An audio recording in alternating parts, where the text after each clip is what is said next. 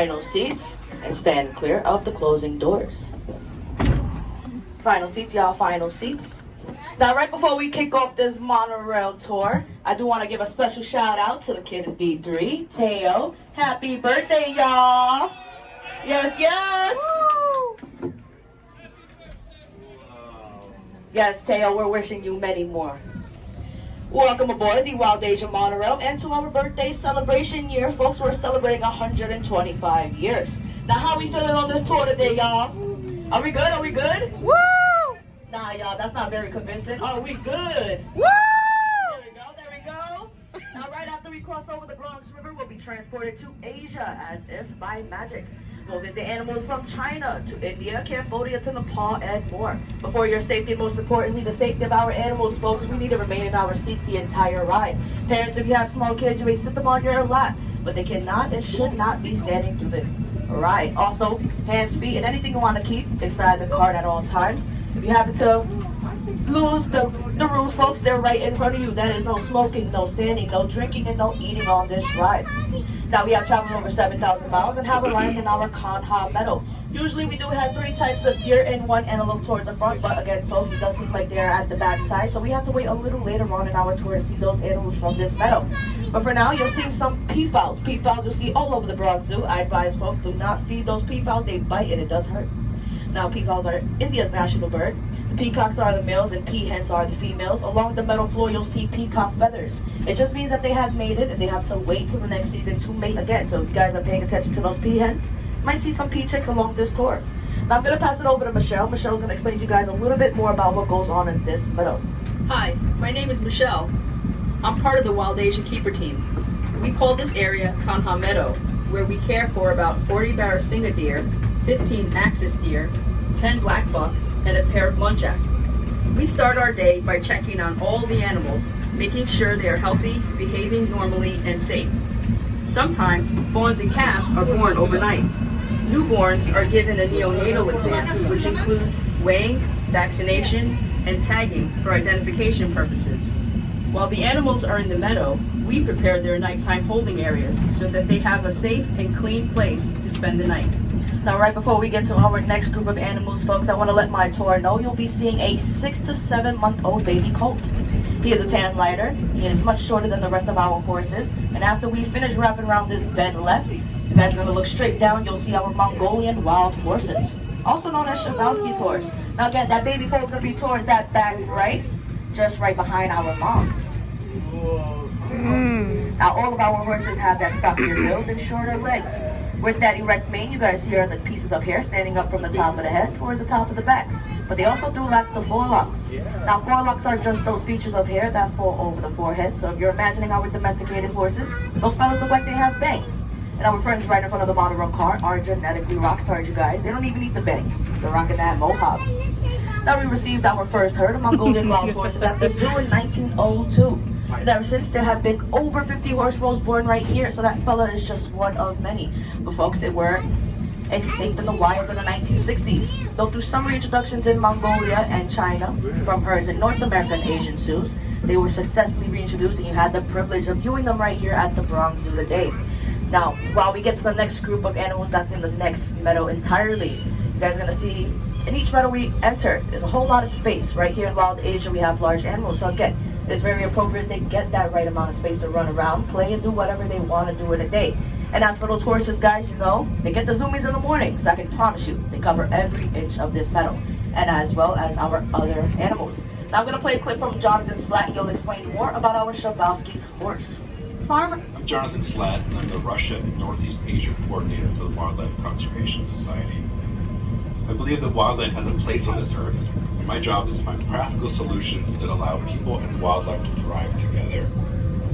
Przewalski's horse went extinct in the wild in the 1960s. On a recent trip to Kazakhstan, I thought about the ongoing and successful efforts in that country to bring its horses back to the Central Asian steppe. The world needs happy stories, to watch the impossible become possible, and to see hope restored.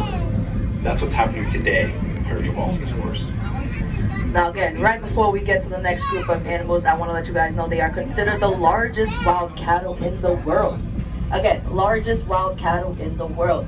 Now, instead of seeing buffalo, a lot of people think that these next group of animals are buffalo. While they do have their similarities, no folks, will not be seeing buffalo on this side of the zoo. Instead, our gaur. They're also known as Indian bison. Now they're native to South Asia and Southeast Asia, and again, largest wild cattle in the world. So those of you in the front row, if you start looking down, you'll see we do have some height to our advantage, so try not to underestimate their size. They are 6 feet tall, just about 10 feet long, and they weigh from 2,000 to 3,000 pounds. Now don't worry if you don't see our herd right now, they're going to be all the way towards that right side. You'll be seeing them very shortly. Now they are brown in color, very, very large, and they have huge, huge horns on top of their head. But go, guys, when we do see those gaur, you're going to want to pay attention to those horns. They're very telling of gender. If they curve towards the forehead, they are female. And if they go straight up, they are males. But this happens to be a matriarch society, meaning that the largest female in this group is the leader of this herd. And folks, we're going to get more on this right side. Try to find Big Mama. She usually has the largest horns curving the forehead. I see her. Now with this massive size and those impressive horns, it can fight off just about any predator, including the tiger. And their disadvantage is the fact that they have lost their Asian habitat and other foreign diseases from domesticated cattle. Folks, gaur are highlighted on season 3 of the Zoo on Animal Planet, and if you're more interested, you're more than welcome to go check that out. Again, they're also known as Indian bison.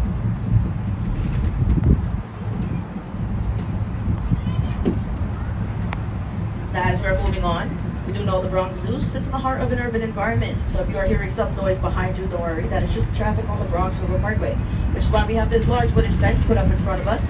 And it's put there to reduce the city traffic noise, creating a safe and more quiet environment for our next animal. And folks, I want to remind you guys, please remain in those seats. And if you're recording on a phone or any type of device, it's recommended you leave it inside the cart. We would hate for it to fall into this next exhibit.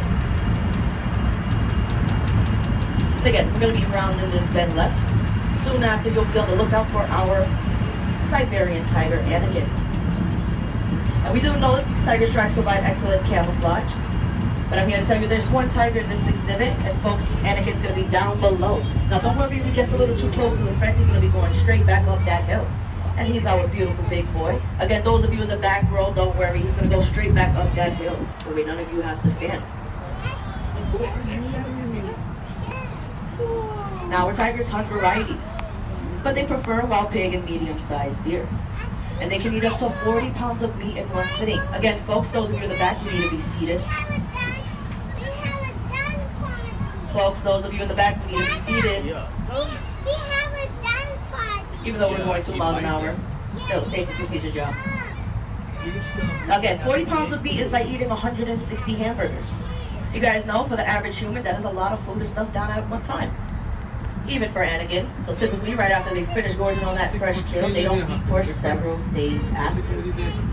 Again, those of you in the back of the train, he's going to be going left. That way you guys have that good, clear view. And if you're looking up towards the right side, you'll see more of those gaur lined up against the fence. And around 4:30, 5 o'clock, they come down to this hill that you guys are about to see. And it's the perfect opportunity to view their size, like if you're standing right next to them.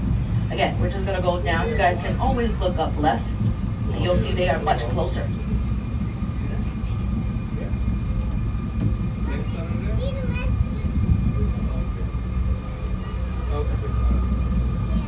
Now we're going to be towards the back of our compound meadow, where we did lose all of our gear towards the front. If you guys are looking straight ahead in the center, you'll see those Barasinga deer. They are the large orange-brown ones in that center. Again, there's a herd of them. Now, Barasinga means 12 timed in Hindi. They get that from the male's antlers having 12 to 14 points. But they're also known as swamp deer, as they're found living in the marshlands in India. Now, guys, you're going to see that one singular deer just more up that is lighter in color. That is our Bactrian deer. Bactrian deer are native to Central Asia. They're subspecies of red deer, although they aren't red in color. Again, that guy is just off-white. And researchers have found that they still exist in Afghanistan after not nearly being seen for 40 years. Now towards that center hill, you guys are going to see a male black buck antelope right in front of that big rock. He has a chocolate brown back and 2 long spiral horns. Now he's the only male in this meadow. The rest are females. They have tan backs and white bellies. And again, black buck antelope are found mainly in India, but they're also in parts of Pakistan and Nepal. Now folks, we're just going to go a little bit more towards the right. There's an opening on this right side as well. You guys can always look left. Now there's spotted deer in this meadow as well. Spotted deer are access deer. You might see them all the way towards the tippy top of the hill. But they're native to Sri Lanka in India. And they also are the only deer that have been at the Bronx Zoo since 1899. You might see them, you might not, but don't worry folks, we do have another deer meadow later on in this tour where you'll see a variety of more. But right next door we do have our Babirusa. Now Babirusa means pig deer in the Malay language, and they get that from the upper tusk looking like antlers. Now this is our very little chunky guy, his name is Kenneth, so refrain yourself from calling him Kenneth Bacon, y'all. He's gonna be down towards the right side. And they're found on the Indonesian island of Sulawesi. Kevin Bacon. Again, y'all, he's very chunky. He's nice. Now, in this next section, we do have Sprout. Sprout is also very chunky. He might be somewhere in this pond or towards the back, right? Again, try not to confuse it for a rock. Might look like it, but he's not. And it's perfectly alright if you guys can see our last animal, because right next door is our Asian elephant Patty. Oh, elephant! And she's going to be towards that center back of the exhibit. Again, folks, everyone will get that good view of Patty. Just please remain in your seats. Now, she's a big girl. You can see her from this distance. She weighs approximately 10,000 pounds. And to maintain this beautiful figure, she has to eat a diet of 200 pounds of vegetation while also drinking up to 60 gallons of water. Now, all of you seem so excited to see Patty. You guys can all say, hey, Patty. Hey, Patty. Hey, big girl. Now, guys, look at that trunk. She has 40,000 muscles and a single finger-like adaptation at the tip of it. Great for picking up blades of grass from the floor to eat, throwing some dust on her back. I know you guys see all that hay on her back, right? All day long, she'll throw some dust, some hay. That's to protect her skin from the sun and from pesticides. Or with that very trunk, she can rip a tree branch straight from a tree with enormous force. But unfortunately, folks, she's not at the front of you guys' Monorail car to show you those freshly did nails. Right here at the Bronx Zoo, they get pampered with daily baths and pedicures. All for free, folks. All for free. Now, while the back of the train enjoys Patty once more, those of you in the front are going to be on the lookout for our greater one-horned rhinoceros, and that is Callie. Now, Callie's also a big girl, weighing at least 3,500 pounds. And right here at the Bronx Zoo, we care for 5 greater one-horned rhinoceros, and they're currently considered endangered, with estimations of 3,700 in India and Nepal. Now, folks, Callie likes to chill in this first mud wallow. It seems she is not here at the moment, and we can only guess that she's at that other side, so we're going to go catch up with her. Now, for any moms aboard, you should know our rhinos can be pregnant up to 16 months. 16 months is a year and a half, and it may seem like a great deal of time, but folks, she's a big girl. And when you guys see her, you'll understand why she needs all that time to cook a big baby in that belly. And again, folks, that baby does come out weighing at least 150 pounds. So very, very big. Now, this mud wallow that's on this right side has been here since Wild Asia opened up in 1977. And through the course of the years, all rhinos that have spent their time here enlarged the area, creating it very comfortable for their liking. Now, folks, I want to let you guys know, Callie's not in her mud wallow. She is currently outside. If you guys look straight towards the right side, you'll see she is laying by the fence. Again, try not to confuse her for a boulder. She has those ears up, y'all. She has some hair. Now, she does love a good Monorail audience as well. And when we do pass her, you guys can all say, hey, Callie. Hey, Callie. Callie, they love your ears. Look at y'all. She has some hair on those ears. Now, she's our big girl. And you might think rhinos have armor-plated skin, but that is quite opposite. In fact, rhino skin happens to be so sensitive. That's why they spend majority of their times in a mud wallow. It provides a natural bug repellent and sunblock on their skin. And it's also a great place to go to cool down from the heat. But you guys know, from feeling the weather, we do have some bundles on. It is not so warm outside, so that explains why she's not laying in that mud wallow, just chilling by the fence. A little cold, y'all. Now enjoy that view of Callie.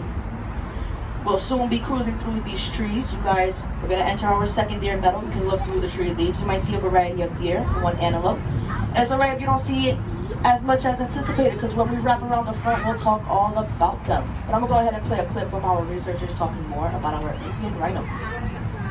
Hi, the rhinos you see here are Indian rhinos. We work with habitats all over the world that are homes to rhinos. Here is a note from our field office in Sumatra, and Wulan, who works with the Sumatran rhino. Sumatran rhinos are the smallest of the world's rhinos, and they are considered critically endangered.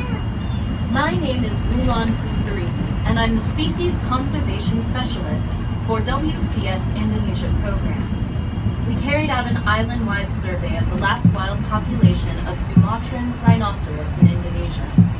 With so many unknowns on how to manage Sumatran rhinos in the wild or captivity, our studies showed definitively that we must protect them at source. The cost of doing nothing could be the extinction of the species, and I can't imagine that. And again, folks, if you're looking straight ahead, you'll see that one nilgai antelope staring back at all of you guys. Just that one. She's on the rocks, y'all. Now again, we do have one on this right side. We're in this next deer meadow. You guys take a look down towards the right. She has those zebra-like feet and ears, and those are nilgai antelope, largest antelope in Asia. Now, nilgai means blue bull in Hindi. They get that from the male's coat being bluishly gray in color, but right here at the Bronx Zoo, we have an all-female herd. That explains why they are that yellowish brown color. Again, we do have this one female on top of these rocks. You guys are going to get a good look. And even more on that right side, we're going to talk about our sandbar deer. They are the largest in Southeast Asia and also in this meadow. Very dark in color. They have big antlers. You guys are not going to miss them on this right side. Now, they can stand at 5 feet at the shoulder length, weighing at least 650 pounds. And those small groups tend to be females, and those isolated are usually males. It's just how they are in the wild and also here in the meadow as well. Now, we have some slender deer. They have a line going straight down their back. Those are brown antler deer, getting that name from the male's antlers looking like eyebrows. And yes, folks, they're always on fleek, but they're also known as elk deer. You guys are going to see all of our nilgai, our brown antler deer, and our sandbar deer all in one. Towards the center. Again, we have those sandbar deer lined up against this fence. We have that one brown antler deer straight towards the back. They're all back there, y'all. Take a sec to enjoy the scenery. Because we are moving over into this next section. Now we have one more type of deer, folks, but this one is rare outside of Asian zoos, and that is our Chinese tufted. Now it's a great thing we have one of them standing towards the center. Now again, Chinese tufted deer are 40 pounds max, so any deer you see in this meadow, they are just 40 pounds max. They are fully grown adults. No babies, y'all, no babies. Now Chinese tufted deer get that name from the tufts of hair on top of their head. If you guys are looking towards the center, you'll see one standing, and also look left, you'll see one by the fence. Now, males have canine teeth that resemble fangs, so they're often also given the nickname vampire deer. And yes, you guys are looking at those white rumps. When they flash it, it lets their friends know of danger. Now, those of you in the back row, don't worry. We have one standing right when we exit this exhibit on that right side, by the fence.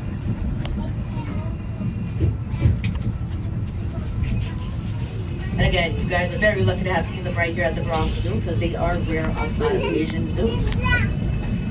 But we're going to be crossing back over the Bronx River, reaching our maximum height of 35 feet. It's a beautiful view. Straight ahead, you'll see where we did start the tour. Down below, the river does continue to rush along, providing a habitat for our fish, our turtles, our ducks, and our migrating birds.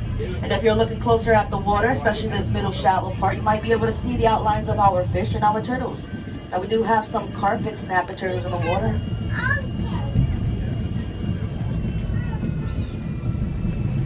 Now we have traveled over into the land of our wild goats. Guys, look down towards the left. You'll see those marked cords in between the trees.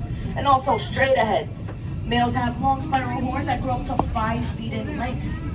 And females, they tend to have the same similar spirals, only theirs grow up to 1 foot or 10 inches. But again, you guys are going to want to look straight ahead on that left side. You'll see those wild goats. Now, fun fact, those horns are so long, they use them as personal back scratchers. They reach the back, it's very convenient. Now, we also do have the relative of this wild goat here. Now, instead of those horns being corkscrew-like, for our Himalayan taurs, there's a much shorter, and they just curve straight back.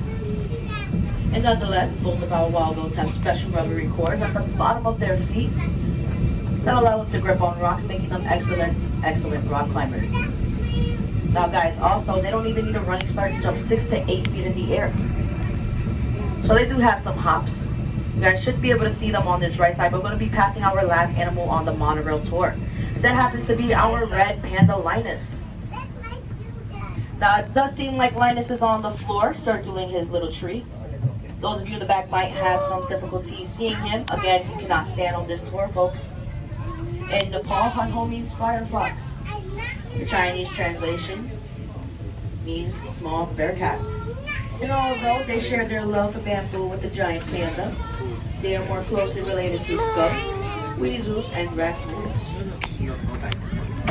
Again, once you are done viewing Linus, if you look straight ahead, you will see those wild goats. And even further down, you'll see those males with the long horns, y'all. But as we round this bend, our journey is almost at its end.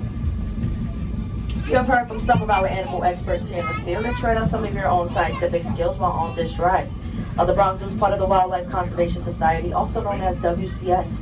And in addition to managing 5 parks in New York City, the Bronx Zoo, which we're currently at, the New York Aquarium, Central Park Zoo, Prospect Park Zoo, and Queens Zoo. The WCS also has scientists in the field in over 300 sites in over 50 countries. And folks, we really appreciate every single one of you that has joined us here at the Bronx Zoo today because you are helping us help wildlife. And you can discover other ways to get involved as well. Visit us online at bronxzoo.com. There you can join an education program, plan your next visit, or become a WCS member. But again, that is all up to you. We also have a great web-based interactive map for you to use during your park visit today. For that park map, go to bronxzoo.com/today. It should show you all exhibit information, up-to-date status of activities, and point-to-point GPS directions. Again, no download needed. For that park map, go to bronxzoo.com/today. Now, folks, if you need that map, please use it. We would hate for you to be lost around the zoo.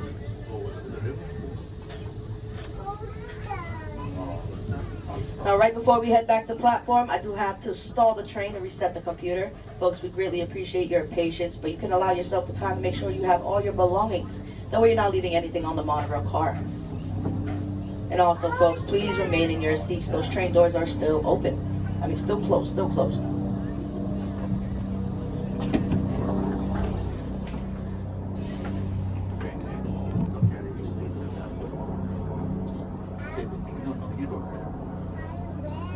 Again, folks, we're going to want to remain in our seats.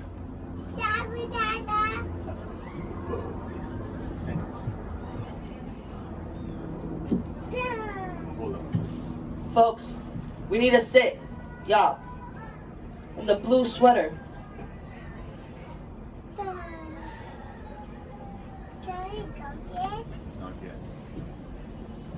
Those of you in the front row, you have that step up. Those of you in the back row, you have that step down. So watch your step when you exit the monorail. It does tend to shake with the weight of our guests getting on and off the platform. So please watch that step, folks. We do not want you to miss it. Also, if you're in the first 6 cars, when you hit the platform, exit down to your right. If you're in lucky car B6, exit straight. And if you guys are in the last 2 cars, exit to your left. And on behalf of the Bronx Zoo, we hope you've enjoyed this monorail ride. Thank you for joining us for our last day of the monorail. And also, happy birthday once again. And enjoy the rest of your day here at the beautiful Bronx Zoo. But again, until those train doors are open, please remain in your seats.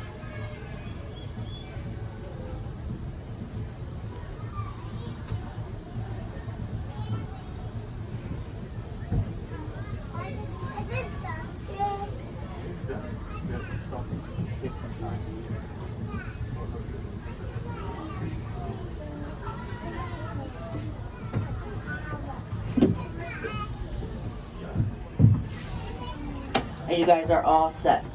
Okay, you stay here, all right?